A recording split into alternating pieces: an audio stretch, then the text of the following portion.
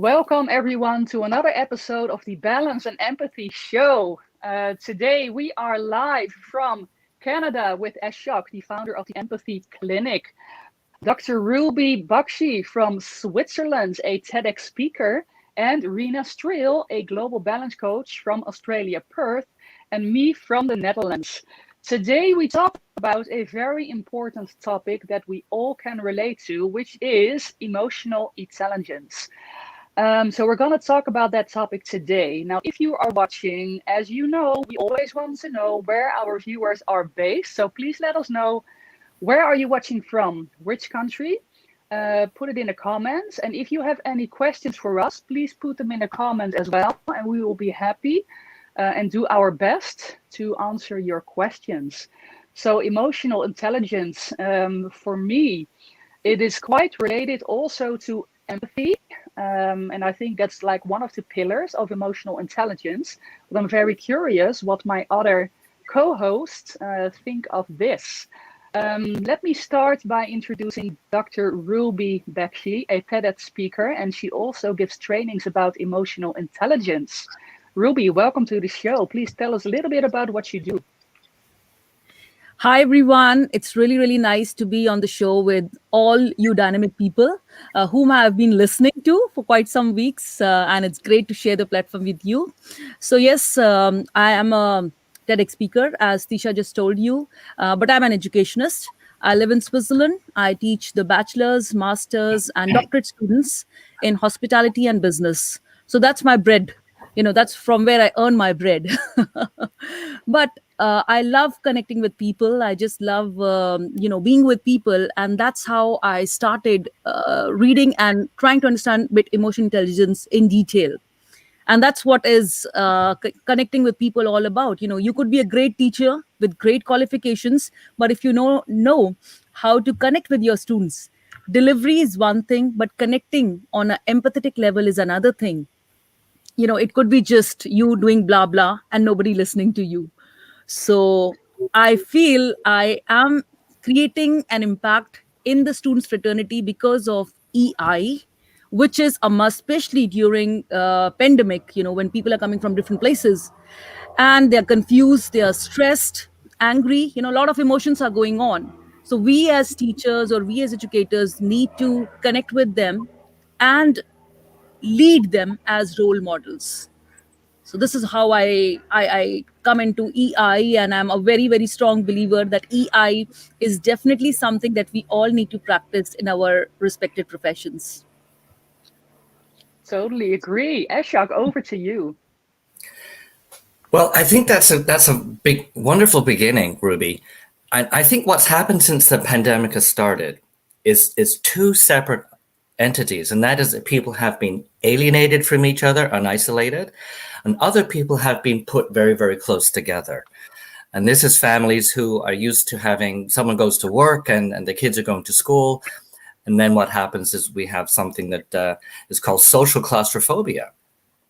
And Steve Blumenthal in England beat me to that one on coming up with that. So the point of that is that when people are closer together, they're more triggered.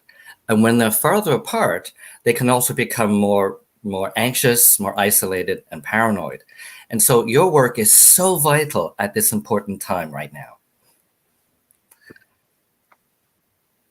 Couldn't agree more. Thank you so much, Ashok. Rina, what's your take on emotional intelligence and how do you practice this? Yeah, well, from my perspective, it comes down to consciousness. So it's having the consciousness to actually connect with oneself, with others, with the environment in a harmonious and intuitive way. So for me, it's all about consciousness in flow and connectivity, just like we talk about balance and empathy.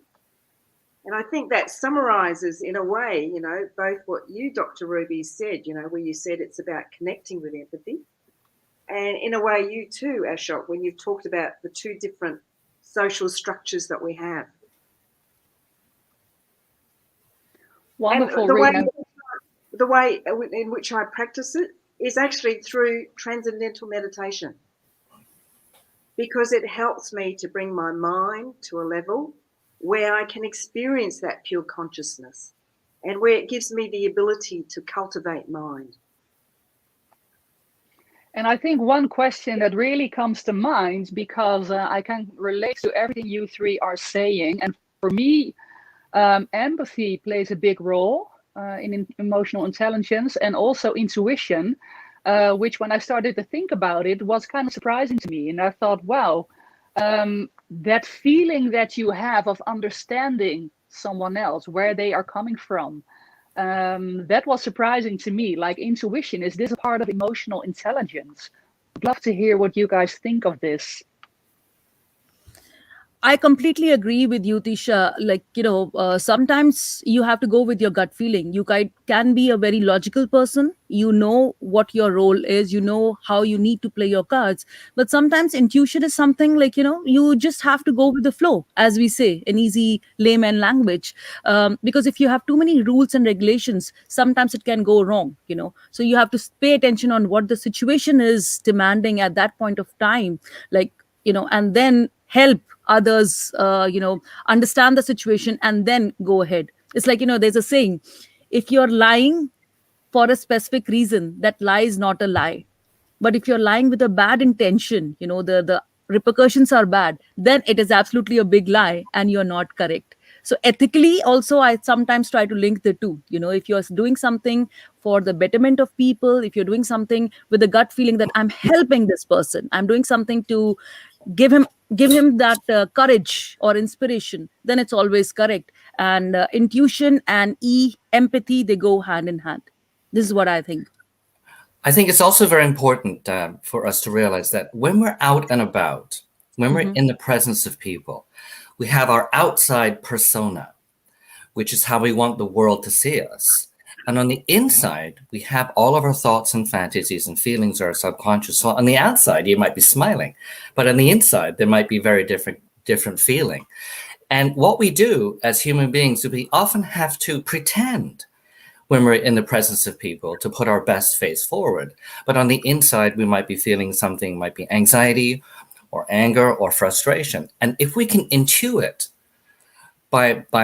usually by asking or looking or observing, we might be able to get some hint about what's going on the inside of someone, but nothing is better than asking and giving that person time to explain that. That's so true. That's so true. And funny, was that a crocodile you showed there? Yes. Our inside crocodile. That's what you meant.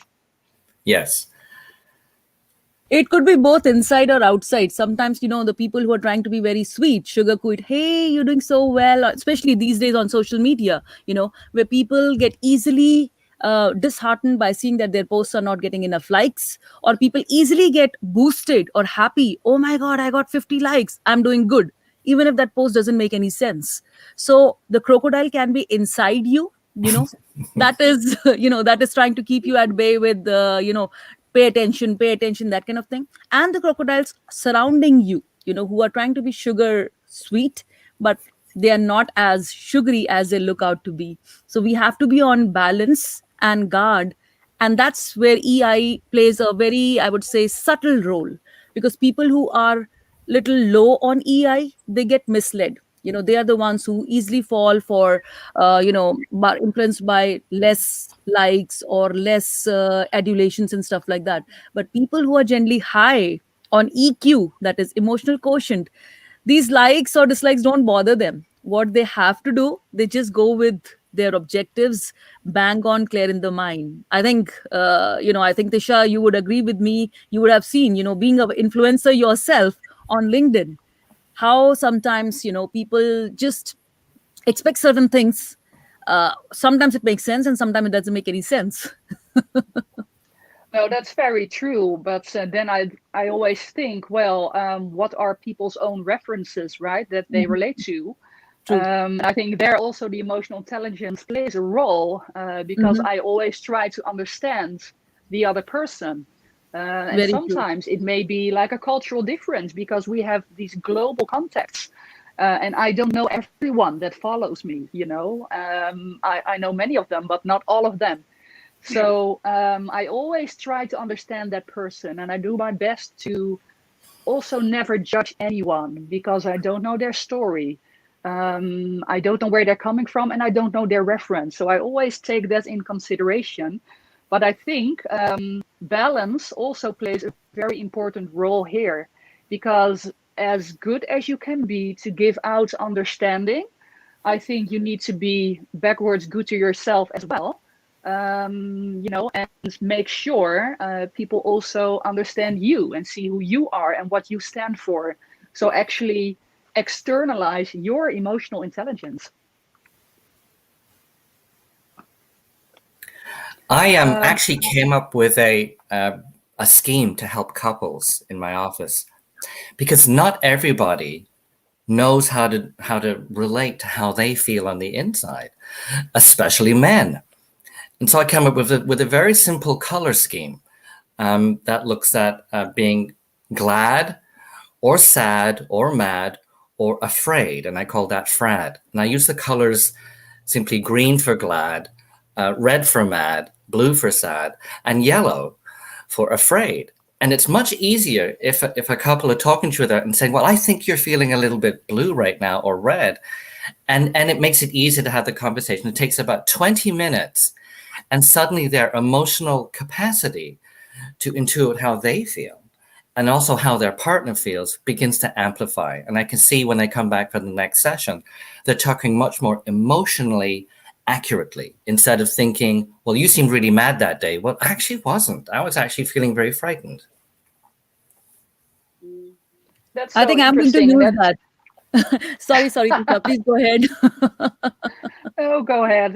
No, I was going to ask actually, Ruby, do you in your trainings recognize this? And what do you use to train people to develop that emotional intelligence?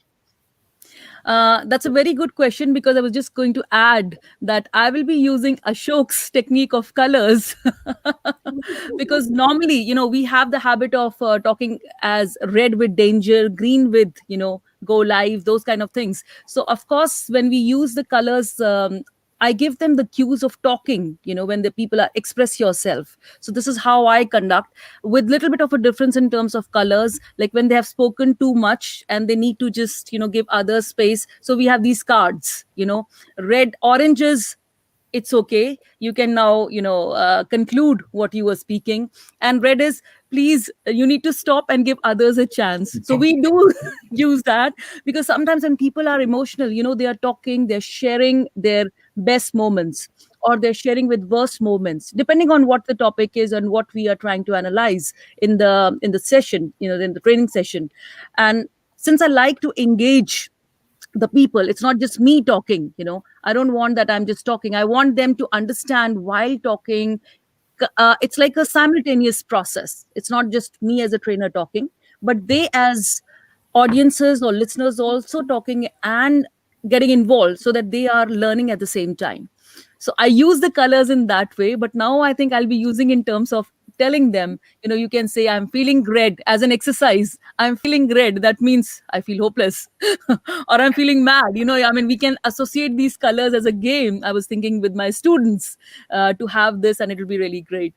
But yeah, colors always are very strong way of analyzing and letting the process go faster, and it's easily understood. So of course, it's a great thing. I want to ask Ruby a question, because I did a video called "Is Empathy Teachable?" And it's an interesting concept. Can we actually teach some of these things like empathy? And I'd like to ask you, Ruby, do you think that empathy is I think it is, but do you think empathy is teachable? I think it's like you can learn, you can adapt yourself, but there are certain things which you are inborn. You have that as by default. If you're a person who is a humanitarian, or a person who is like, I want to help people, you have that in you. But these days with books, like just as we teach with books, like you should know what to expect and what not to expect, so you can groom people. Now empathy can be something that you can learn with passage of time. As I say, EQ is not something you're born with. You see people around you, and even if you're born in a very rich family, it's an example that I give. Even if you're born in a very rich family, you have everything. You were never exposed to poverty. But when you see people outside who are dying, or who don't have the means which you took for granted as a kid, seeing those things, probably your EQ will help you to become more empathetic. So that's why I'm saying, like, EQ is something which is always evolving, making you evolve every day. So you can't teach it, but you can learn on your own. It's not something, if I tell you, Ashok, you have to be empathetic, you have to do this. So you'll be like, okay, what are you going to give me in return? As a genuine human concern, or as a person, you will say that. But when EQ will help you evolve, when you see things around you, either you will become more empathetic, or you will just turn a blind eye and move in that other direction. This is how I feel. I think it's like learning to drive a car. Mm-hmm. When you're out there first driving, you're just so focused on the actual mechanics of driving the car. Mm-hmm. And as you become more empathic as a driver, I call it directional empathy, Mm-hmm. you start to notice all the other things that are moving in the environment around you and sensing where things are going to be later on.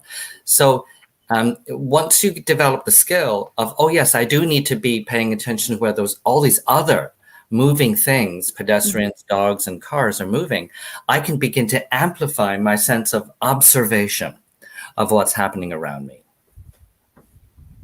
True. I think that's Very true. very well illustrated. And I would like to ask Rina, being a global balance coach, you talk to a lot of people, you practice meditation, which really helps you to stay into balance and also to develop that emotional intelligence even more. How do you deal with people that are not quite there yet on an emotional intelligence level? How do you deal with that, and how do you take that into consideration? Fabulous question, Tisha. Well, it's like the same type of methodology that you practice is you try and understand people. So we all come from different scenarios, different environments. So it's really trying to understand, walk in their shoes. And firstly, understand why they're not emotionally intelligent. That's the key thing, right? So once I identify, those kind of things, and we sort of work through those issues, but at the same time, I'm just trying to just naturally correct the intellect a little bit and give them through understanding and scenarios and examples, ways in which I may deal with a situation through my lifetime experience and through my journey. And it's through that storytelling that I find that they relax, and they relax their egos, because at the end of the day, I think ego has a huge contributing factor. So if we can, it's all about the balance then, the ego and the emotional intelligence. So I think once we learn to cultivate the right thoughts, you were talking, Ruby, about the thoughts and having the right intentions. So what I try and explain to people is I project, rather than try and educate them, I project an awareness in terms of how I would deal with a situation. And because, they see that I've achieved and I've been fulfilled in those certain elements, they then take on board what I'm saying. So it's like demonstrated experience and giving them the knowledge, really. But without educating, it's more projecting. So the intellectual side of things and the intuition come into play, and I find that really works well. I think that's I can really relate to this, Rina. I try to do that in the same way, and I'd like to add that, like by storytelling, I think also if you show vulnerability to people who are maybe not quite there on the emotional intelligence level yet, if you show vulnerability, then they know, right? They're not alone. They can relate more, and they might open up more and be more open to receive from your end what you can offer them, your experience and your storytelling. Wouldn't you agree? Absolutely. Very true.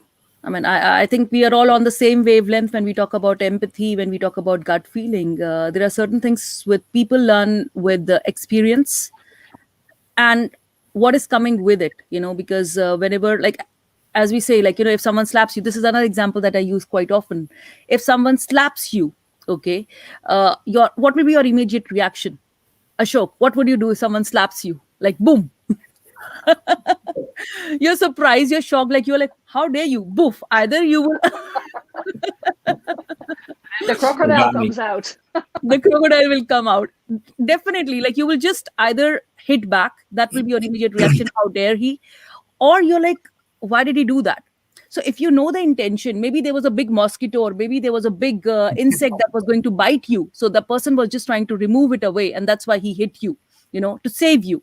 So if the intention was to save you from something which could have been a disaster or dangerous, you appreciate, you like, thank you so much, that's so nice of you. Even after getting that slap, you say thank you. But if you understand the intention was wrong, the person hit you, then of course you will also be reacting in a bad way. So that's what we need to learn. Why is a specific way, why is it necessary to understand why people are reacting in a specific way? Because we shouldn't be starting judging them. We immediately start judging people, or telling them do's or don'ts, or he's right or she's right, or judging by their appearance. If a person is wearing a torn jeans, she's a rebel. Or if a guy is badly dressed, he's not in a tuxedo, oh, look at him, how he has come. We judge people. So in these kind of things, we have to have a balance. We have to see, why are they reacting in a specific way? Why are they dressed in a specific way? If it's nothing to do with their reaction or their situation, we just let go. Yes, Ashok. I think what you're saying is fantastic. It's also, I think, for me, to understand that human beings have been on the planet for 300,000 years. Mm-hmm. And all our culture that we have currently is very, very, very new. We developed language about 50,000 years ago. That means that for 250,000 years, we've been using grunts and gestures to have all of our communication. And that means that you couldn't have language to express and explain how you felt, or to wonder how somebody else felt. And this is why, as human beings, we're so loaded to make judgments and assessments non-verbally through meta communication, which is everything that we communicate outside of the words. And when you listen to people, especially couples who have a fight and they come back to my office, I'll say, so what was the fight about? And they say, well, we don't know, but it was the way he said it. It was the way she said it. It was all this other meta communication. So we have to pay attention to that as well. I think that plays a very big role indeed. And I think some studies even show, I'm curious, Ashok, please comment on this, that's like the non-verbal communication. It's like 97% of communication. Is that true? Yes, that's very, very true. See what I'm doing? So if your physical and your verbal don't line up, you actually pay more attention to saying no than to even if you're saying yes. Absolutely. Absolutely. Wonderful. Now we have some comments coming in from the audience. Let's start with the first, this comment from Namonye Yamina. Thank you so much for joining.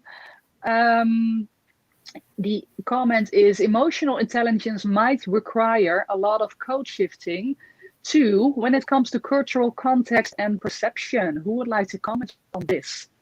Maybe this is something, Ruby, you see amongst having all different kinds of students in your classroom. Code shifting too when it comes to cultural context and perception. Absolutely. There are some students who, the moment I ask a question, they just jump into participating into it. But then there are a group of students who quietly sit and just observe. They don't say anything. They're just looking. So as an educator, I think it's very important that, we need to practice empathy with bit of diversity and inclusion as well. Everything just comes into, I would say, very naturally to us. When I see someone is all the time miss, like, wanting to raise hand and answer, of course I let them answer. But people who are sitting quietly in a corner, I always try to engage them as well. Because it's again a very cultural thing. Some people are quiet, some people know, but they don't answer until asked. It's a very cultural thing. They feel the educator is like a demigod. So if he or she is talking, and if we ask a question, is rude. So that's why it's very important sometimes to see who your audience is, with whom are you, so that you can practice it, not like you are speaking too much or over or under speaking, because excess of everything is said to be bad. So you have to pay attention on how you're using your EI, or you're not putting people into, like, I don't want that if I'm just asking a question to a person who's a bit shy, he feels next time I'm not going to go to Miss Ruby's class. She's always putting us in the spotlight. So one has to have that balance as well, where you're trying to show people certain things and where you're trying to emphasize certain things, because certain things in some cultures may be okay, but in some cultures may not be okay. So you have to have a balance and be culturally sensitive towards such things. Amazing. Thank you so much, Ruby, for commenting. Another comment is coming in from Stanley Aroyame. Empathy is 100% teachable or learnable. Most of us managers got to learn empathy through this involves patience and cautious little steps, as you cannot learn it in one day. Well, I would agree there. Empathy awareness is key in a healthy work environment. And I can agree more, Stanley. Thank you for that comment. I think that's 100% true. Empathy awareness is absolutely key in a healthy work environment, so that everyone feels safe, feels heard, feels accepted, right? And feels connected as well.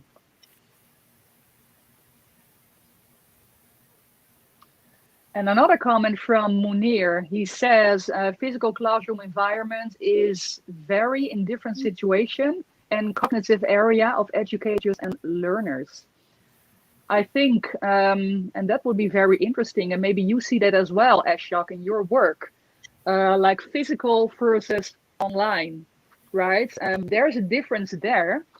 How does emotional intelligence plays a part in that difference? Well, I think when people are in the presence of each other physically, I believe in an electrical aura, and I'd like to hear Rena's take on this, that we all emanate or exude a certain amount of electricity. We do from our hearts and our brains and our muscles. But I think we feel that. And then when I do online work, I don't have access to that, but I have other things. I certainly have a lot more visual contact with myself performing for them in the session and then looking at themselves as well. But I think human beings are extremely adaptable to be able to be flexible in different situations. And I hope Ruby would agree with this, that she's actually also teaching adaptability with emotional intelligence. Because if you can't adapt to a situation, in other words, if you're a very excitable person and you can't adapt yourself to be a little less excitable, or if you're a very reserved person, you need to come back a little bit more so that you can be more engaging, you're going to miss out for various reasons. And I think human beings tend to be sensitive. Of course, there's always some people that aren't. But I'd be really interested in Rena's comments on the electricity and the kind of energy that we emanate to people around us. Rena? Well, I find, that I like to pick up on your point about being very sensitive, because I honestly believe that it creates a collective consciousness. Right. So you know how people talk about, we really do feel the energy and the vibe. It's like electricity in a room, So when people are together, you do feel exactly that sensitivity, and the level of consciousness either lifts or it decreases, like if you've got a few toxic people in the room, people get brought down. So that has a huge impact on the way people feel and on the way people do perform. So as you say, I think that electricity as such has an ability to change that adaptability in the classroom. What do you think? Wonderful, Rena. I think that's 100% true. And especially the part when you're in a room full of people and you have some toxic people there that will affect the rest of the people. And I'm very curious, what would you advise in such a situation? What would be best? Of course, you can leave the situation, right? But let's say it's your classroom. Let's say it's your study group. Let's say it's your work. What do you do in these types of situations? Ruby or Ashok or Rena? What do you think? I didn't really understand very well. Which kind of situations are you talking about, Tisha, here? So you're in a situation where there are a couple of toxic people, Mm-hmm. right? Yeah. How do you deal with that? As Rena said, and also Ashok, there's that electric sense, and there's that shared consciousness, Mm-hmm. which then that's not a good vibe in that situation, in that room, in that group. How do you Mm-hmm. deal best with these types of situations? Ashok, you wanted to add something? You raised your hand. No, I can tell you what I do. Uh-huh. 'Cause, Okay. We I've can been a start with you. I've been a psychotherapist for many years. I have to feel safe when Mm-hmm. I'm working with somebody. And if I'm working with a couple or an individual and their energy is starting to get difficult or frightening, I don't necessarily stop everything, but I stop and reveal that I'm not feeling safe right now. I feel vulnerable. I'm feeling scared. I'm feeling very concerned. And Mm-hmm. sometimes that has almost a shocking reaction to the other person. So they were completely unaware that their energy was being put out in a frightening way for me. And sometimes I'll even stand up and declare that I'm feeling very unsafe in that moment. And about 95% of the time, the person completely changes because they actually weren't aware. So I'm just going to put that out there. True. I think I do something similar to what Ashok you just mentioned. I just take a step back. Mm. When I see people are toxic, like toxic, it's not showing that, they are not horns coming up, or we don't have crocodiles coming out or dinosaurs coming out.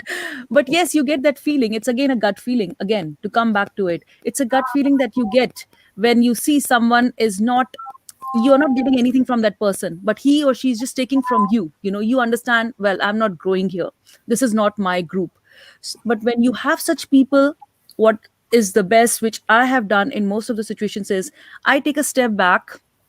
I respond less to such people. I don't completely ignore, but I respond less. And with the body language, the way you react, your who's, ha's, or not maintaining an eye contact with them gives them the signals. I give them the signals that stay away. You know, you are doing something which is not okay, or you need to change. So when you send the right kind of signals, it's a must. Because what happens is sometimes people do something unintentionally. They're not even realizing that they are harming you. They don't even realize that they are overpowering you. Whatever they are doing, in whatever way they are toxic, most of the times those people don't know.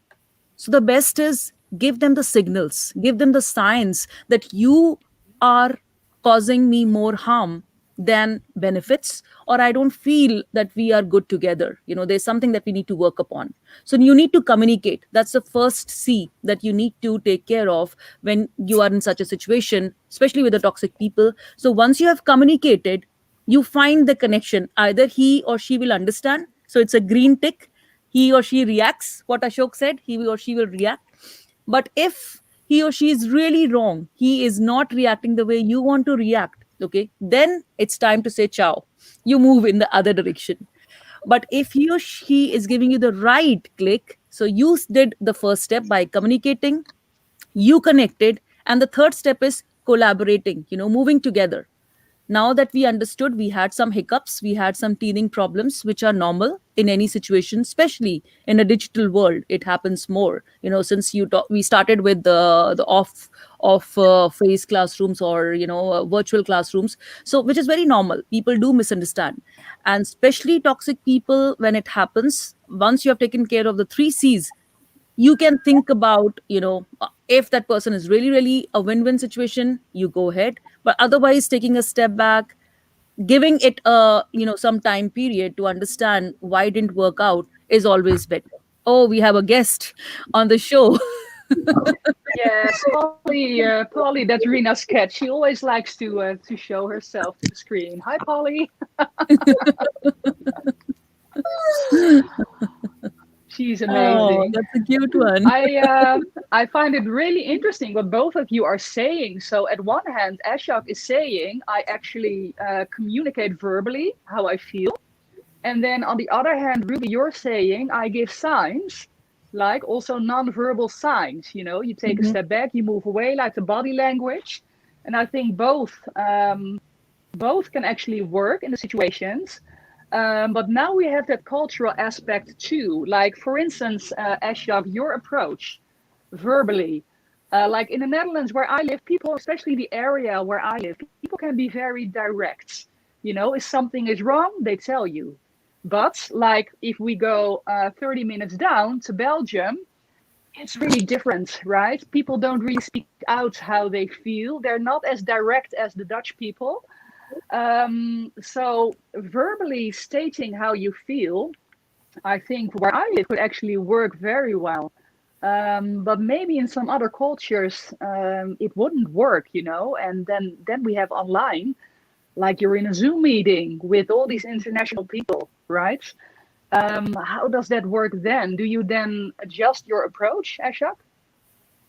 Yeah, I think what we're talking about is that a moment may be this long, but we're talking about very, very small micro moments of noticing. So when we interact with somebody, we're noticing thousands and thousands of things, millions of things actually, right from the very beginning. If you just watch a baby meet a stranger for the first 30 seconds, they're making thousands of assessments. They don't even speak yet, and they're already making an assessment on, is this person safe?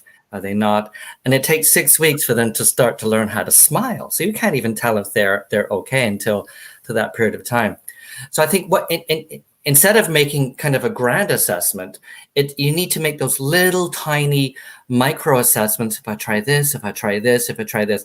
And if you want the analogy, it's like a guy going out with a girl on a date. He's not going to give her a great big wet kiss, you know, after the first 30 seconds. He might suggest that can we shake hands to start with? And there's these little micro adjustments that you make before the big wet kiss, if you will.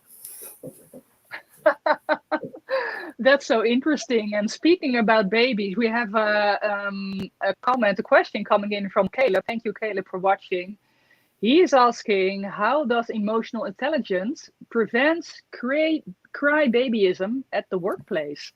And for me, what comes to mind is actually crybabyism. Then, like, the parent-child relation comes into mind at the workplace, which wouldn't be advisable, you know, in my opinion. At the workplace, you're all adults, you know, so there should be a relationship which is in balance, adult to adult, instead of parent to child with the babyism. Rena, what do you think? Wow. Well, the way that I read that question, Caleb, is would it sort of reference bullying in the workplace in a way? That's the way I've read it from you, Caleb. So obviously, you know, there is a certain standard and culture within an organisation, and people need to behave in a certain way. So if, you know, Ashok talked about people feeling safe, I think, you know, if that person doesn't feel safe, then they've got to take it to their manager. And then, you know, mediation certainly has to happen, but we need to drill down, understand both points of view, why people feel that way, and what we can do to actually instill the company culture that they were employed to really behave in, you know, when they were employed in the organisation. Caleb, does that answer your question? Well, let's see if Caleb comments on this. So thank you, Rena, for your take on that. Let's just really scroll through the comments and see if there's another question. I do want to just jump in on that last question from Caleb. I think, again, I could be wrong, but I think he was describing resilience. Can people be resilient in the workplace? Can they tolerate long hours, toxic environments, difficult people, a tough boss, a busy home life, and they come to work and suddenly they're fussing and they're crying? So I think resilience is something we've already talked about in the past as well, but I think that's an ongoing conversation that we need to keep having. And I think I'll just add on to it. little bit with a difference. Sometimes it's also said, is it okay to cry at workplace? We Right. can't just see this as a negative thing. So that's why I slightly beg to differ here. Crybabyism is regarded as something bad, something negative. But sometimes it's better if you're feeling very weak. We always say, don't show your weaker side. You don't have to become a baby at workplace. But sometimes when you really, really need to spit it out of the system, just do it with somebody that you are comfortable. Again, coming back to safe environment, just do it, because the Right. more you keep it within yourself, that's definitely going to harm you. That's definitely going to make you like, you're smiling, you're putting a brave face all the time, but inside you're not happy. Inside you're not feeling the way you're showing. Inside, like outside, you're like, it's good, but inside it's not good. So when we say emotional intelligence, it's just like sometimes it's okay not to be okay. you know Yeah. doesn't matter which role you are playing. You're a big boss, you're a middle management level, or a top management level, whichever level you are. Sometimes just be yourself. You have to be sometimes yourself as well. You don't have to say that every time it's okay, okay, okay, when it is not okay. So when we say crybabyism, it's just like, if you want to spit it out, just do it, not in front of everyone, because then people are going to immediately label you, oh, he's not competent, or he's no good, or she's no good. And especially if you're a woman, then they will say, oh, these women, they always have this habit of showing their tears. It becomes a stereotype. And if you're a guy and showing your weaker side, then they'll say, oh, he's not competent anymore. So one has to be very, very careful. Again, once you have identified your core group, it's okay to sometimes just show that part also. You don't have to always hold back your tears and stay strong all the time. Sometimes if the situation does demand, just do it, and then come back again. You need to bounce back again, because once it's out of the system, it will definitely release the negative energy, and it will make you positive. This is how I tell my people who connect with me. I encourage them sometimes to do this, and some people, they wrote that it definitely helps them. This is one of the reasons why we have so much burnout in our culture, because people don't say how Mhm. stressed they are until they begin to snap. True, true. That's very true, and I can very much relate to what you're saying, Ruby. So thank you so much. I think, again, coming back to the vulnerability, that actually is a sign of emotional intelligence. If you are strong enough to show that, that can also help others to show that as well, and that can then prevent starting burnouts. I think with people. Caleb has actually responded. He says, thank you for your feedback. There will be some that will use EQ to manipulate others to get a favorable decision. So we also need to know how to handle them. And I think in these types of situations, also part of emotional intelligence, our, how do you say that? Intuition comes then into mind, because you feel, hopefully, you feel when you're being manipulated and when people are doing certain things just to get that favorable decision. So what I try to do in the workplace, I always try to stay objective and just look at the facts, right? If there is some decision that needs to be made, and then no matter from which person the question comes, I always try to address it like objectively and leave reference behind, leave any judgment behind, because I think you should be always fair, like in your decisions. So that would be my advice in these types of situations. We're already getting close to 45 minutes, so we can see it's such an interesting topic and people can really relate to this.